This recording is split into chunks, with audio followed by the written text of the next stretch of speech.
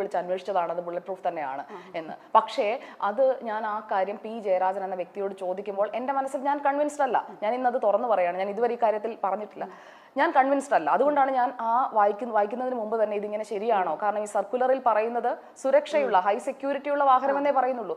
അപ്പോൾ എനിക്ക് പറഞ്ഞു തരുന്നത് ഇത് ഹൈ സെക്യൂരിറ്റി എന്ന് പറയുന്നത് ദാറ്റ് മീൻസ് ബുള്ളറ്റ് പ്രൂഫ്, അല്ലാതെ ബുള്ളറ്റ് പ്രൂഫ് എന്ന് ഓർഡറിൽ ഇടാൻ പറ്റുമോ എന്നൊക്കെ എന്നോട് എൻ്റെ സീനിയർ പറയുകയാണ്. അപ്പോൾ അതിൽ ഞാൻ ഒട്ടും കൺവിൻസ്ഡ് ആയിരുന്നില്ല. ആ കൺവിൻസ്ഡ് അല്ലാത്ത കാര്യം എനിക്ക് ചോദിക്കേണ്ടി വന്നു. അതിലെനിക്ക് ഖേദമുണ്ട്. കാരണം പി ജയരാജന് ബുള്ളറ്റ് പ്രൂഫ് കാർ അനുവദിച്ചു എന്നൊക്കെ പറയുമ്പോഴേക്കും അത് ചർച്ച ചെയ്യപ്പെടുന്ന വേറൊരു രീതിയിലാണെന്ന് എനിക്കറിയാം. അദ്ദേഹത്തോട് ഞാൻ ആ ചോദ്യം ചോദിക്കുന്നതൊക്കെ ട്രോളായി. കാരണം എനിക്ക് തന്നെ ഞാൻ തന്നെ കൺവിൻസ്ഡ് ആയിരുന്നില്ല. പക്ഷേ എൻ്റെ സീനിയർ പറയുമ്പോൾ എനിക്കത് ചെയ്തേ പറ്റൂ. അത് ആ സമയത്ത് പറ്റിയതാണ്. ഞാൻ ആ സീനിയറിനോട് അതിനുശേഷം അത് സംസാരിക്കുകയും ചെയ്തു. അദ്ദേഹം എന്നോട് പേഴ്സണലി സോറി പറഞ്ഞു, ആ പുള്ളിക്ക് തെറ്റിപ്പോയതാണ് എന്ന് പറയുന്നത്. പക്ഷെ ആ തെറ്റ് അവിടെ ആരും അറിയുന്നില്ല. ഇപ്പോ പ്രസന്റ് ചെയ്യുന്ന ആളുടെ ഭാഗത്ത് നിന്ന് ഞാൻ ഒരിക്കലും, കാരണം എനിക്ക് ജയരാജേട്ടനെ ഇഷ്ടമാണ്, ഞാൻ ഉമ്മൻചാണ്ടി ഇഷ്ടമാണെന്ന് പറഞ്ഞല്ലോ. അപ്പോൾ ജയരാജേട്ടനെ ആയാലും ഇപ്പം പിണറായി വിജയന്റെ കുറെ കാര്യങ്ങൾ എനിക്ക് ഇഷ്ടമാണ്. അപ്പോൾ ഈ ഫാക്ട് ചെക്ക് എന്ന് പറയുന്നത് വളരെ പ്രധാനപ്പെട്ടതാണ് റിപ്പോർട്ടറിൽ. അതുകൊണ്ട് തന്നെ ഞങ്ങൾ ശ്രദ്ധിക്കുന്ന ഒരു പ്രധാനപ്പെട്ട കാര്യം ഇതാണ്, നമുക്ക് വസ്തുതയാണെന്ന് ഉറപ്പ് വരുത്തിയിട്ടേ കൊടുക്കുള്ളൂ. ഞാൻ പറയുള്ളൂ, എല്ലായിടത്തും ലോകത്ത് എവിടെയുള്ളതാണ്, നമ്മുടെ നാട്ടിൽ നിന്നുള്ളതല്ല. അതായത് എൻ്റെ പാർട്ടി ഓഹോ നിന്റെ ആ ഒരു നമ്മുടെ പണ്ട് കാലത്ത് അവർണരും സവർണരും ജാതിയുടെ പേരിലും റേസിസം എന്നൊക്കെ പറഞ്ഞ് നമ്മൾ ആൾക്കാരെ ഡിസ്ക്രിമിനേറ്റ് ചെയ്ത പോലെ തന്നെയല്ലേ ഇപ്പൊ പൊളിറ്റിക്സിന്റെ പേരിൽ അല്ലെങ്കിൽ നമ്മുടെ എന്താ പറയാ നമ്മുടെ ഒരു രാഷ്ട്രീയപരമായ ഒരു ഇൻട്രസ്റ്റ് വെച്ചിട്ട് ആൾക്കാർ ഡിസ്ക്രിമിനേറ്റ് ചെയ്യുന്നെന്ന് തോന്നിയിട്ടില്ലേ?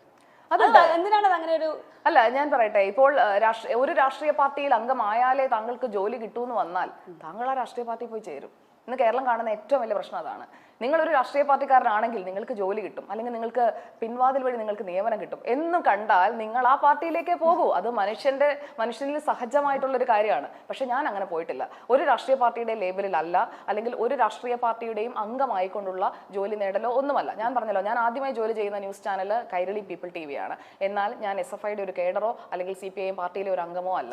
അവിടെ എന്റെ മെറിറ്റും ഞാൻ ഇന്റർവ്യൂ അറ്റൻഡ് ചെയ്ത് കൃത്യമായ വഴികളിലൂടെയാണ് ഞാൻ വന്നത്. പാർവതിനെ പൊതുവെ SFIയുടെ ആളല്ല, BJPയുടെ ഒരാളായിട്ട് തന്നെയാണ് ഇപ്പോ നമ്മളിപ്പോ BJP ഉണ്ടോ എന്ന് ചോദിക്കും. സംസ്ഥാന പ്രസിഡന്റിനെ ഫോൺ നമ്പർ എടുത്തൊന്ന് വിളിച്ചു നോക്കിയാൽ അറിയാമല്ലോ.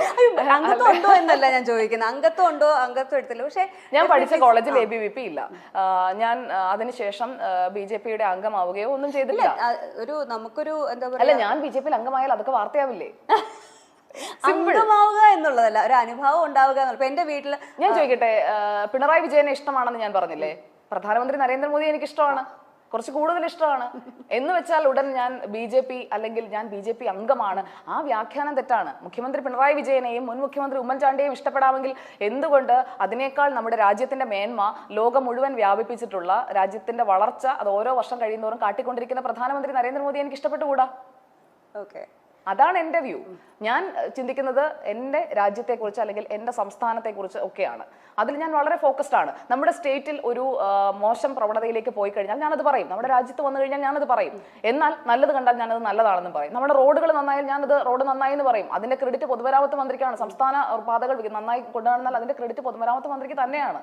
അവിടെ രാഷ്ട്രീയം വെച്ചല്ല ഞാൻ വിലയിരുത്തുന്നത്. ഇപ്പോൾ വന്ദേ ഭാരത് വന്നെങ്കിൽ അതിന്റെ ക്രെഡിറ്റ് എന്ന് പറയുന്നത് കേന്ദ്ര റെയിൽ മന്ത്രിയുടെ അടുത്തേക്ക് ആ നിവേദനം കൊണ്ടുപോയ ആൾക്കാണ്. അത് കെ സുരേന്ദ്രനാണ് കൊണ്ടുപോയതെങ്കിൽ കെ സുരേന്ദ്രൻ എന്ന് ഞാൻ പറയും.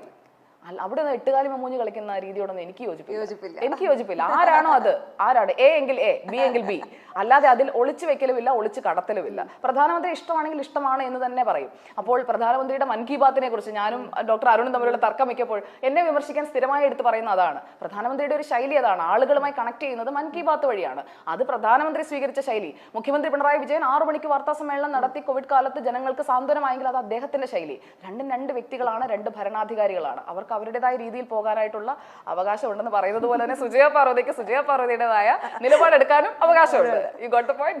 I got the point. പക്ഷേ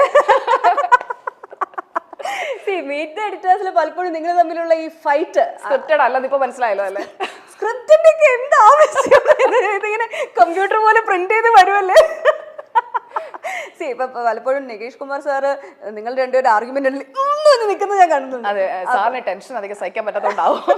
പിന്നെ സാറ് എന്ന് പറഞ്ഞു കഴിഞ്ഞാൽ സാറ് ഞാൻ പറഞ്ഞല്ലോ, ഞാൻ ആ റെസ്പെക്ട് കൊടുത്താണ് എപ്പോഴും. ഞാൻ സാറേന്ന് തന്നെയാണ് ഞാൻ ആ ഷോയിലും വിളിക്കാറുള്ളത്. നികേഷ് സാറേന്ന് വിളിച്ച്, അതായത് ഞാൻ അദ്ദേഹത്തെ ആദ്യമായിട്ട് കാണുന്നത് 2011 ഈ റിപ്പോർട്ടർ ചാനലിന്റെ തുടക്കത്തിന് മുമ്പുള്ള ആ സമയത്ത് എന്നെ വിളിച്ചതിന്റെ അടിസ്ഥാനത്തിൽ ഞാൻ അവിടെ വരുമ്പോഴാണ് ഞാൻ ആദ്യമായിട്ട് നികേഷ് സാറിനെ കാണുന്നത്.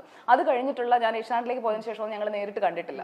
അത് കഴിഞ്ഞ് ഇപ്പോൾ വരുമ്പോഴും ഈ റിപ്പോർട്ടർ തുടങ്ങുന്നതിന് തൊട്ട് മുമ്പുള്ള ദിവസം കാണുമ്പോൾ സാർ എന്നെ കാണുമ്പോഴത്തേക്ക് ഇത് നമ്മുടെ കുട്ടിയാ എന്ന് പറഞ്ഞ് ചേർത്ത് പിടിക്കുന്ന ആ ഒരു വാമത്തുണ്ട്. അതാ ഞാൻ പറഞ്ഞത്, ഇന്നലെ കാണണമെന്നില്ല, വർഷങ്ങൾ കഴിഞ്ഞാലും നമുക്ക് ആ വ്യക്തിയുടെ ലൈഫിൽ അല്ലെങ്കിൽ ആ വ്യക്തി നമ്മളെ ഓർക്കുന്നുണ്ടെങ്കിൽ അത് ഞാനൊരു പ്ലസ് ആയിട്ടാണ് കാണുന്നത്. എവിടെ അവസാനിച്ചോ അവിടെ തന്നെ തുടങ്ങാൻ പറ്റും, എത്ര ഗ്യാപ്പ് ഉണ്ടെങ്കിലും അല്ലേ? അതെ, എനിക്ക് തോന്നുന്നത് ചിലപ്പോൾ അതൊരു കാരണം റിപ്പോർട്ടർ എന്ന് പറയുന്നത് അതൊരു വ്യത്യസ്തമായ പ്ലാറ്റ്ഫോമാണ് അന്ന് സാറ് ഡിസൈൻ ചെയ്തത്. ഞാൻ അന്ന് അതിന്റെ ഭാഗമായിട്ട് വരുന്നതും അങ്ങനെ ആ ഒരു ചിന്തയുടെ പുറത്താണ്. അതിൽ നിന്ന് ഇപ്പോൾ പുതിയ രീതിയിലേക്ക് അതിനെ കൊണ്ടുപോകാനായിട്ട് ഒരു ഇത് വരുമ്പോഴേക്കും അതിലേക്കും എനിക്ക് വരാൻ പറ്റുന്നു എന്ന് പറയുന്നത് ഞാനതൊരു പ്ലസ് ആയിട്ടാണ് കാണുന്നത്. കാരണം അത് ദർ ഈസ് സംതിങ്.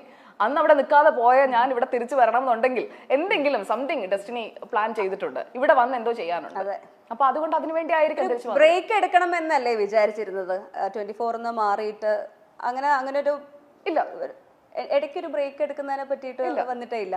പക്ഷെ അങ്ങനെ ഒരു ന്യൂസ് വന്നതുപോലെ ഇല്ല, ബ്രേക്ക് എടുത്തില്ല. ഞാൻ കുറച്ച് തീർത്ഥയാത്രയൊക്കെ നടത്തി, ചിത്രങ്ങളൊക്കെ കണ്ടുകാണല്ലോ. ഞാനന്ന് കാശിയൊക്കെ പോയി. ഞാനന്ന് ഉത്തർപ്രദേശ് മുഴുവനൊന്ന് പോയിരുന്നു, യാത്ര പോയിരുന്നു. അത് പബ്ലിക് പോളിസി റിസർച്ച് സെന്റർ എന്ന് പറയുന്ന ഒരു റിസർച്ച് ഇൻസ്റ്റിറ്റ്യൂട്ടിന്റെ അതിന്റെ ഇൻവൈറ്റ് അനുസരിച്ചാണ്.